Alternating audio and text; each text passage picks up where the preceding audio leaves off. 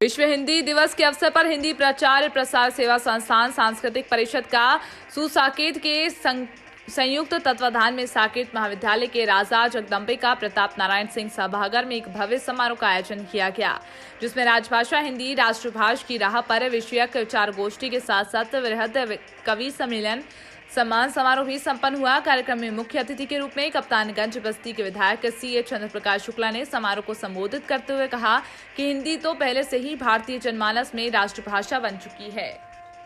तो इस हिंदी दिवस पर आज हम लोगों ने संकल्प लिया है कि अपनी राष्ट्र की भाषा का हम लोग प्रचार प्रसार करेंगे और भारत में हिंदी को राष्ट्रभाषा घोषित करने का सभी लोगों ने संकल्प लिया है। और देखिए, हमारे भारत के यशस्वी प्रधानमंत्री आज विदेश में भी जाते हैं तो हिंदी बोलते हैं और सम्मान पाते हैं। तो हम लोग को भी चाहिए अपनी राष्ट्रभाषा को आगे बढ़ाएं, हिंदी का प्रचार प्रसार करें। तो आज विश्व हिंदी दिवस के शुभ अवसर पर हम लोगों ने यही संकल्प लिया है कि भारत में हिंदी को राष्ट्रभाषा घोषित दिवस है।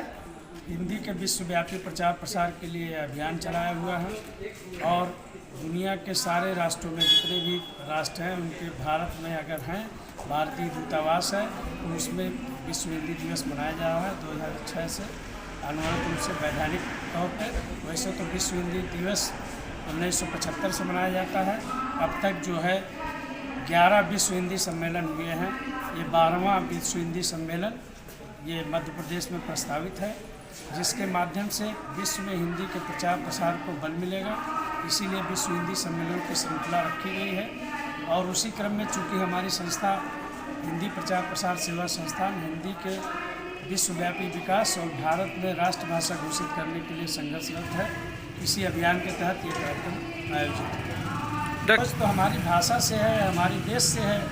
हम देश के प्रति, भाषा के प्रति अगर उत्तरदायी नहीं होंगे तो हम कैसे काम चलेगा, देश हमारा कैसे प्रगति करेगा। इसलिए भाषा के विकास के लिए, क्योंकि भारत ही एक ऐसा देश बचा हुआ दुनिया में शायद अजूबा देश है जिसमें अपनी कोई राष्ट्रभाषा नहीं, तो इसलिए इसको एक देश, एक संविधान, एक राष्ट्रभाषा का होना अनिवार्य है। इसलिए राष्ट्रभाषा इसको घोषित करें। पहले हिंदी को हम अपने घर में सम्मानित करें, तब ये हिंदी पूरे विश्व में सम्मानित करने के योग्य होगी।